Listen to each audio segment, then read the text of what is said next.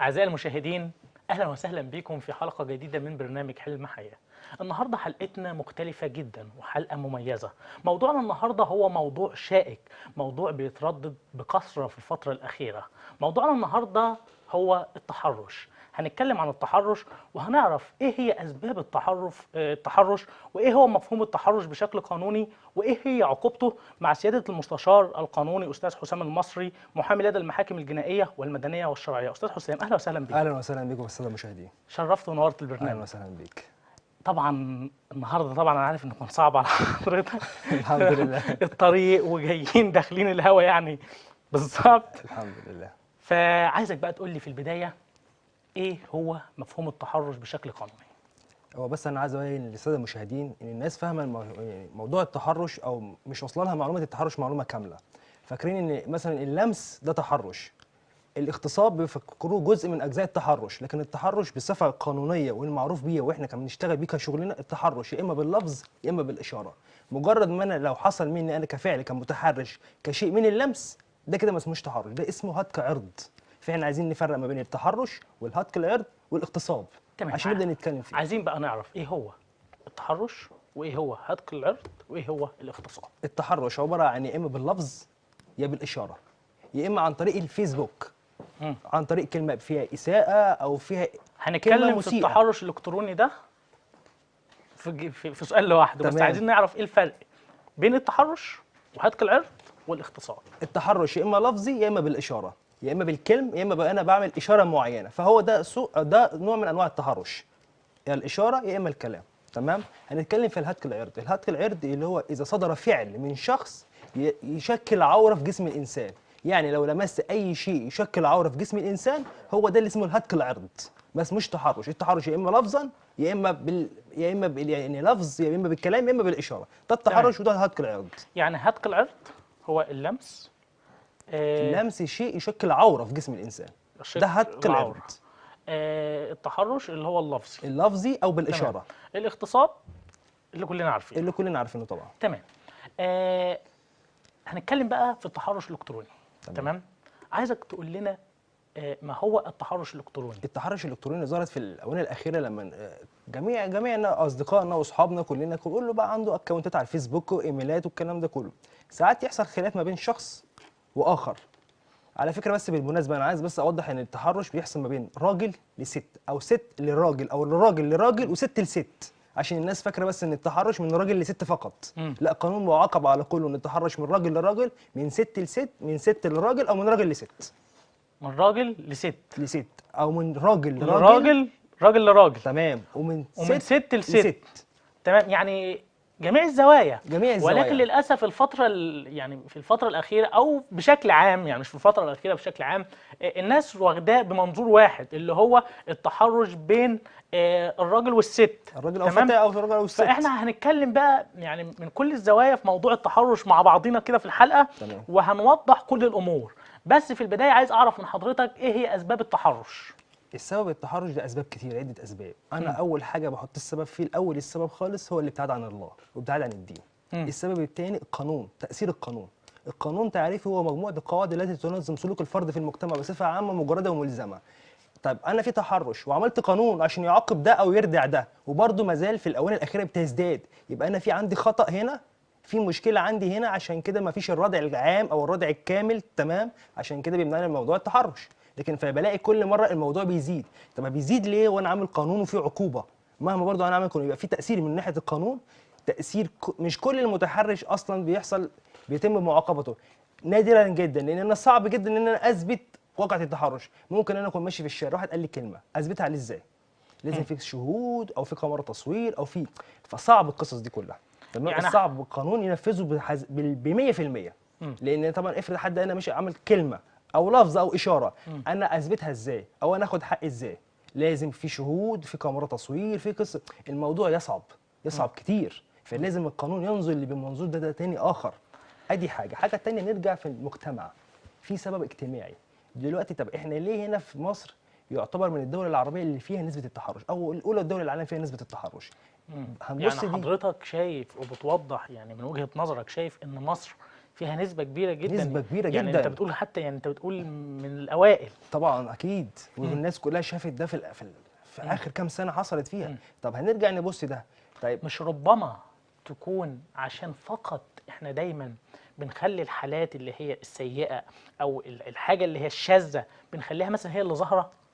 تمام. فعشان كده ممكن تكون يعني. هو لو الاعلام ظهر حاجه في حاجه شاذه او في خطا، فهو بيظهر نسبه ضئيله جدا من الحقيقه، مم. او بيظهر الواقع 1 في المليون من اللي بيحصل. مم. لكن كل يوم بيحصل الافات بل ملايين من حالات التحرش. اصلا طيب الكلام ده كارثه، يعني اكيد. كارثه بكل المقاييس انك انت تقول من اوائل الدول اللي فيها تحرش، فالموضوع كبير. طيب هنبص في القصه دي ازاي، او نبص في الموضوع ده، او ايه سبب المجتمع؟ لما انا دلوقتي ابص سن الزواج دلوقتي للشباب بقى على سن كام، او متوسط سن الزواج في الايام اللي احنا فيها دي انا متوسط كام؟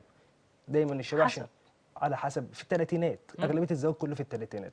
انا عشان اتجوز او شخص تاني عشان يتجوز عايز شقه وعايز عفش وعايز حاجات، عايز حاجات تعدي بالالوفات المؤلفه. انا تمام. هجهز الفلوس دي كلها ازاي؟ فاصلا لما انا بتخرج من هنا ما بلاقيش فرصه عمل متوفره ليا. ما فيش حد بيشتغل في مؤهله، نادرا جدا لما بتلاقي حد بيشتغل في مؤهله. تمام. يعني حضرتك حابب توضح ان اول سبب هو السبب الديني، البعد عن الدين. البعد عن تمام. الدين. لان احنا طبعا لو قربنا للدين وقرانا هنعرف ان طبعا ده يعني مرفوض بكل المقاييس. تمام. تاني سبب اللي حضرتك بتوضحه اللي هو القانون. شايف ان القانون تمام. العقوبه مش كافيه، او بمعنى اصح ان العقوبه مثلا عشان تثبت التحرش ده لابد من شهود معينين، او شهود، يعني تصوير. الامر له صعوبه يعني في ليه الاثبات. صعوبة طبعا. تمام. هندخل بقى على الجزء اللي هو حضرتك بتتكلم فيه، الجزء الاجتماعي. طبعا الكلام اللي حضرتك قلته ده كلام مهم جدا وكلام جميل جدا، اللي هو دلوقتي في صعوبه، يعني الامر دلوقتي بقى في صعوبه على الجميع سواء الولد او البنت. يعني دلوقتي زي ما حضرتك قلت عشان مثلا انه يتقدم للزواج محتاج كتير، يعني محتاج أكيد. كتير جدا. تمام. ولكن هنرجع ونقول ان هو ده يعني مش سبب كافي، او مش ما هو سبب، ده يعني مش سبب قوي في الموضوع. ده تمام. سبب من اسباب في المجتمع او السبب الاجتماعي. السبب الاخر تاني الاعلام. انا في افلام كتير بتفرج عليها، تمام، بلاقي في مشاهد تحرش بتحصل بتيجي عن طريق كوميديا. مم. اقصد الفن. الفن في مش الفن كله، في بعض الفلاتات الفنيه اه. والاعمال الفنيه في السينمائيه بشوف انا في فعل تحرش بيحصل بيجي عن طريق كوميديا. انا كمشاهد ببص، طب انا واحد عندي 16 17 سنه هبص للمنظر ده، ما انا احب هتقلد. اقلده، احب اقلده. هو طبعا الفن ده رساله، الفن ده رساله الفن ساميه. رسالة وله دور يعني كبير جدا في انه يوصل الرسالة دي. فهو لما يشوف ده، يعني الطفل او المشاهد يشوف ده اللي هو ما عندوش وعي وما عندوش ثقافة، للأسف الشديد بيقلد تقليد، يعني بيقلد كده خلاص، يعني بدون تمام. فكر وبدون اي حاجة. تمام. فهو طبعا الفن رسالة، ولكن الفن غير الإعلام خالص. لا الفن تمام. ثانيا حضرتك هنرجع لموضوع برضو الحالة الاقتصادية لل الشباب. الشباب والبنات وكده. هو ده طبعا هنا احنا لازم نوجه رسالة للأهل. تمام. أكيد. ان دلوقتي لما يجي حد يعني طالب ايد بنت حضرتك، انت سيادتك يعني ما تقولوش هات وهات وهات وهات وهات، لا، يعني ما تقلش عليه قوي، يعني ما تقلش عليه قوي. احنا عايزين نيسر الامور دلوقتي للاسف يا انا هسال سياده حضرتك يا استاذ المستشار. احمد، بس معلش اتفضل. انا اسف، انا اللي هسال حضرتك السؤال. هو دلوقتي الواحد الشاب لما يجي بيتخرج اول راتب ليه تقريبا في المتوسط كام لما يجي يشتغل؟ اول راتب يعني دلوقتي تقريبا في اعتقد المتوسط 2000 جنيه مثلا. 2000 جنيه. انا بقى متوفر ان انا اشتري شقه تمليك او اجر شقه واشتري عفش واشتري بال 2000 جنيه اللي انا متخرج بيه. الامر صعب. متوسط عمر التخرج للشباب ده من اول تعليمي العالي 24 25 سنه عشان اكون انا نفسي وابدا اتجوز بعد ال 30. انا باجي طيب. اتكلم مع بعض الشباب، اسف لو بقطع حضرتك، يقول لك للاسف دلوقتي وده امر فعلا واقع وحاجه محزنه. دلوقتي يقول لك ايه، الحلال بقى اصعب. يعني دي حاجه محزنه للاسف، ولكن عشان بس ما نخرجش دي من بعض موضوعنا. المصطلحات اللي بنسمعها من الشباب اليومين تمام. دول. ما انا بقول لحضرتك، ولكن عشان ما نخرجش من موضوعنا، الموضوع ده محتاج يعني حلقه لوحده، يعني حلقه كبيره جدا طبعا. تمام. احنا هنتكلم فيها نخرج عن التحرش خالص، ولكن هنرجع ونقول ان ده مش مبرر خالص، لان الواحد اللي هو عنده اخلاق او العكس صحيح، لان احنا مش هنتكلم بمنظور واحد عمره ما يعمل حاجه زي كده. تمام. طيب. هنتكلمني بقى عن عقوبه التحرش. طيب بعد اذن حضرتك بس انا هتكلم بس عن منظوم الديني. في حديث عن الرسول صلى الله عليه وسلم بيقول لك ايه، من منكم استطاع الباء فليتزوج ومن منكم لم يستطع فعليه بالايه؟ بالصيام. هو ده بقى اللي ابتعد عن الدين وابتعد عن ربنا. لو كل واحد فينا عمل كل كلام ربنا بالظبط واستنى بالصبر والصوم والصلاه، صدقني لما يحصل فعل او قدام منه منظر او حاجه فيه ابتزاز مش هيقوم بارتكاب هيبقى شايف ربنا قدام منه على طول. تمام. كلمني بقى عن عقوبه التحرش. الكلام اللي حضرتك بتقوله ده كويس جدا، بس عايزين نعرف بقى العقوبه. عقوبه التحرش بتوصل للجنح وهي حبس. اقصى حاجه فيها 3 سنوات. 3 سنوات. 3 سنوات ده التحرش اللي هو احنا قلنا اللفظي، ده غير هتك العرض وغير الاغتصاب. او اللفظي او بالاشاره. اما هتك العرض ده جنايات مش جنح، جنايه بيوصل فيه السجن مشدد. اما الاغتصاب بيوصل فيه العقوبه لحد الاعدام. الاعدام ده الاغتصاب. هتك العرض سجن مشدد. مشدد.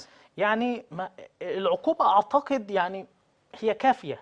تمام. هي كافيه في يعني انت الهتك بتقول العرض. بتوصل لحد الاعدام. ده في الاغتصاب. تمام. يعني انت بتقول احنا بنتكلم بشكل عام، و3 سنين هو يعني العاقل، انا بقول كافيه، اصل العاقل عمره ما هيضيع من عمره 3 سنين إيه يعني عشان كلمه او لفظ، ده يبقى واحد مجنون. حاجه احنا كلنا كبشر كل واحد مننا فيه غريزه. الغريزه دي طبيعه، هو ربنا خلقنا بالغريزه دي. لو ما قدرتش تتحكم فيها او ما قدرتش تسيطر فيه هي اللي هتتغلب عليك وهتسيطر عليك. تمام. هتروح في الاخر في داهيه. انت قلت لي بقى في البدايه ان العقوبه او التحرش اسف ممكن يكون من ست لراجل. تمام. احنا هنتكلم النهارده عن اهم 2 اللي هم من راجل لست ومن ست لراجل. دايما في الغالب دلوقتي يعني يقول لك ايه، الراجل هو اللي بيتحرش، فعايزين نتكلم عن الست بتتحرش بالراجل ولا لا؟ في وقائع كتير كان بتجيلي في المكتب عندي او بتجيلي في حاجات زي كده، بتحصل ان الست هي اللي بتتحرش بالراجل. تحرش لفظي، تحرش لفظي وتحرش بالاشاره كمان. تمام. ده تحرش لفظي وتحرش بالاشاره. تمام. دي نقطه تانية لوحدها. فانا اقصد بقى هنا، هل الست بتتحرش بالراجل بملابسها ولا لا؟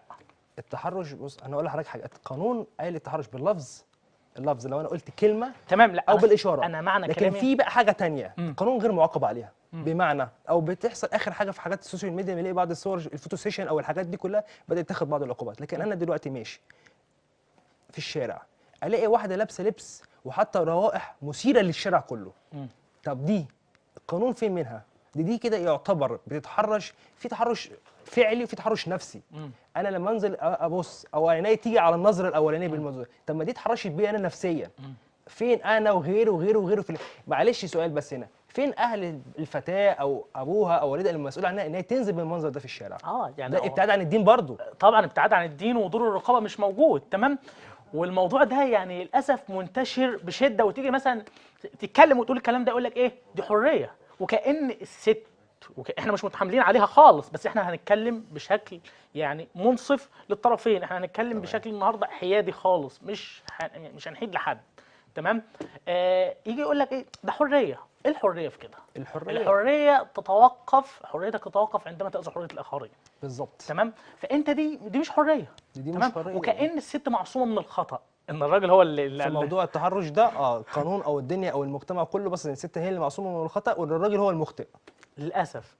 وكمان يعني في مشكله شديده جدا، ان ممكن اساسا يعني انت تبقى ماشي بريء كده يعني مالكش ذنب في اي حاجه، وتلاقي اللي اتدعت عليك مثلا، او زي ما بيقولوا كده بالبلدي اللي اتبلت عليك، فده ممكن يحصل. دي في افعال تانية، ده رمي بلا او حاجات تانية في بقى علاقه. في التحرش برضه. في التحرش في حاجه في رمي بلا في التحرش ده غالبا بيحصل من اشخاص ليهم علاقه مع بعض او في مشاكل مع بعض، فبيدخلوا التحرش في الموضوع ده بيجي لي جدا كتير في واقع العمل هنا في شغلي او في القضايا اللي بيجي لي ده كتير جدا. لكن انا شخص ما يعرفش شخص او لا يعرفون يعني ما يعرفوش بعض او ما فيش صله علاقه او قرابه او معرفه خالص، ما بتحصلش فيه رمي البلا او الكلام ده كله. طيب لو واحده حد اتحرش بيها، تمام، متحرش فعلي يعني مش متحرش تزوير انها قالت تحرش، لا هو اتحرش بيها فعلي. تمام. ايه الخطوات اللي من المفترض ان هي تاخدها؟ بتروح، هو التحرش ده تم في مكان خاص ولا في مكان عام؟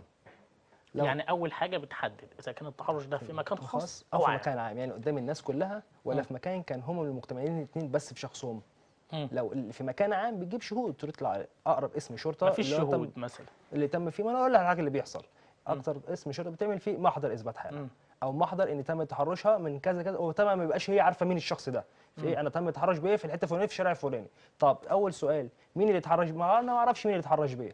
طيب في شهود على الكلام ده؟ طب ما فيش شهود، يبدا تفريغ الكاميرات، يبدا نجيب الشخص. طب لو ما فيش كاميرات اجيب انا الشخص ده منين؟ انا كظابط مباحث اجيب ده الشخص منين؟ مفيش كاميرات وما فيش شهود، اجيبه منين؟ خلاص راح حقها او اتهدر حقها. يعني لابد اول حاجه الشهود. يعني لو في مكان عام انت حضرتك بتنصحها انها تشهد الناس اللي في المكان ده. اكيد. يعني الناس الموجوده في المكان ده حضرتك بشهادة بتقول لها الشهود. دلوقتي ان اي حد يتحرش بيكي لابد ان يكون في شهود. تمام. تمام. لو ما فيش شهود لابد بقى من الكاميرات، لازم يكون المكان فيه كاميرات. اكيد. تمام. لان الكاميرا هي دي خير دليل، خلاص ده شاهد اهو، صورت الواقعه كامله. هرجع مع حضرتك للعقوبه. تمام. العقوبه. لو العكس بقى، لو في تحرش من واحده لواحد، يعني الواحده ديت هي اللي اتحرشت بالواحد، تمام. هل العقوبه نفس العقوبه ولا هي العقوبه نفس بتختلف؟ العقوبه، هي جنح ونفس العقوبه، بس العقوبه دي يعني مثلا واقعة تحرش ما حصلت، جت قصاد في محكمه ما، قصاد قاضي ما، ممكن يدي فيها عقوبه سنه مثلا. مم. تيجي نفس الواقع نفس كل حاجه تاني على في محكمه تانيه او قدام قاضي تاني يدي فيها سنتين او 3 سنوات. دي السلطه تقديريه للقاضي. تمام. على حسب الوقائع وعلى حسب الشهود، دي سلطه تقديريه للقاضي وسلطه تقديريه للمحكمه. تمام. هل يختلف السن، يعني العقوبه بتختلف مع السن والعامل النفسي ان وجد ولا لا؟ لا ما بتختلفش، يعني لو في السن صغير حدث هيروح الاحداث، لكن بعد السن كده هيتعاقب، هيروح محكمه الجنح. تمام. احنا بنتكلم مثلا يعني هو لو سنه صغير بيروح الاحداث، بس طبعا مش العقوبه هنا بتختلف اهو، بتختلف، بيروح احداث. هتختلف على حسب تمام. السن. طب لو هو بقى الشخص ده مريض نفسي مثلا؟ مريض النفسي ده على حسب تصنيف ايه مريض نفسي، هل هو مجنون، فقد العقليه، فقد الاهليه، الكلام ده كله لا ملوش عقوبه اصلا. ملوش عقوبه. ملوش عقوبه. مريض نفسي. مريض عقوبه، هو مش فاهم هو بيعمل ايه. مريض نفسي مش قوي يعني. هو مش عارف هو بيعمل ايه. تمام. عايزك توجه نصيحه، يعني لو هتوجه نصيحه من راجل قانون لكل من يفكر بالتحرش، معاك الكاميرا وجه. اوجه نصيحه لكل واحد فكر بالتحرش، ما تبتعدش عن ربنا وقرب عن الدين، وخليك ملتزم بالصلاه واعرف ربنا، واعترف خلي كل واحده قدام منك ماشيه في الشارع اذا كانها هي حد، اختك، زوجتك، بنتك، الكلام ده، حط الصوره دي في خيالك، صدقني والله ما يحصل فيه نسب التحرش تبقى شبه منعدمه. كلام وكل حضرتك. فتاه برضو تبقى ماشيه في الشارع، ما تبقاش ان هي ماشيه في الشارع وتقول لك حريه، اعتبر ان الشارع ده مسجد. انت لو ماشيه في المسجد هتمشي بالملابس دي، هتحط المعطرات دي، اعتبر ان الشارع ده زي المسجد بالظبط، انت ماشيه ربنا شايفك 24 ساعه. ليه انا بقى لما اجي اصلي ابقى لابس لبس، ولما اجي ماشي في الشارع ابقى لابس لبس، او رايح فرح ابقى لابس لبس؟ اعتبر في كل مكان ان ربنا راقب عليك. تمام. يعني حضرتك الرسالة، وطبعا هي رسالة مهمة جدا، لازم نقرب من ربنا. طبعا. البعد عن الدين ما بيوصلناش للتحرش بس، ده بيوصل لحاجات كتير. ده تمام. مختلفه. وكمان انا برضو عشان برضو في اذهان الناس ممكن تقول لك ايه، يعني عشان ان هم مثلا يخلوا ان الست يعني ما عليهاش اي ذنب، يقول لك ما هو في تحرش بالمنقبة او المحجبة او يعني بشكل عام الواحده اللي لبسها محتشم. تمام. اكيد بيحصل. فاحنا هنرد عليهم هنا ونقول لهم تمام، انت اعملي اللي على حضرتك، اعملي اللي عليكي، تمام، وخليكي محتشمه. واكيد مش هيكون نفس يعني النسبه، يعني لو ديت النسبه هتختلف نسبه كبيره جدا طبعا. هتختلف نسبه كبيره جدا. وفي نفس الوقت هنا بقى العقوبه توصل بقى يعني تزداد بقى فعلا، يعني فعلا بالظبط. تزداد بطريقه يعني رهيبه، لان الشخص ده بقى يستاهل اللي يحصل فيه، لان هي قدامك محتشمه، يعني مش هتقول بتثير الغريزه ما حضرتك بتقول باللبس. بالظبط. تمام. فهو ده الكلام. انا اقول لحضرتك حاجه، دلوقتي في قبل وقوع اي ارتكاب جريمه في حاجه اسمها عنصر الاستفزاز. يعني انت ممكن دلوقتي يا استاذ احمد استفزتني بموقف ما، فانا قمت، يعني كل فعل ليه رد فعل. ما تمشيش انت في الشارع تستفزني، ولا انا ارتكب الفعل بناء على الفعل اللي انت ارتكبته تيجي تعاقبني. اكيد العقوبه تختلف. ما يبقاش انت ماشي في حالك وانا جاي اتحرش بيك، ساعتها العقوبه هنا تبقى عقوبه قسوه طبعا شديده. تمام. عايزك بقى تقول لي دور مراكز التأهيل في الحد من ظاهرة التحرش. مراكز التأهيل في الحد من التحرش، هي متجهه ان هي بتوعي الشباب او بتكلم في الفتيات وبتكلم في كلام. انا مش عايز دور مراكز التأهيل، انا عايز فرص العمل للشباب تزداد. كل ما زادت فرص العمل للشباب وكل ما زاد دخلهم قلت نسبه التحرش عامه.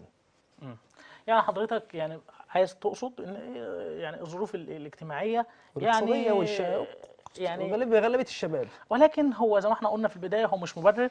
تمام.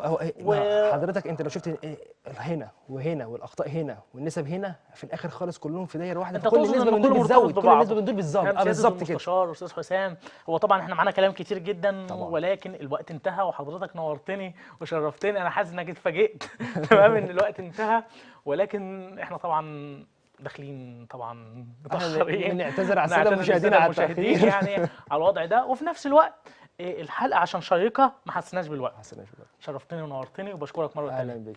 اعزائي المشاهدين كنتم معنا في برنامج حلم حياه، وانتظرونا ان شاء الله في حلقه قادمه.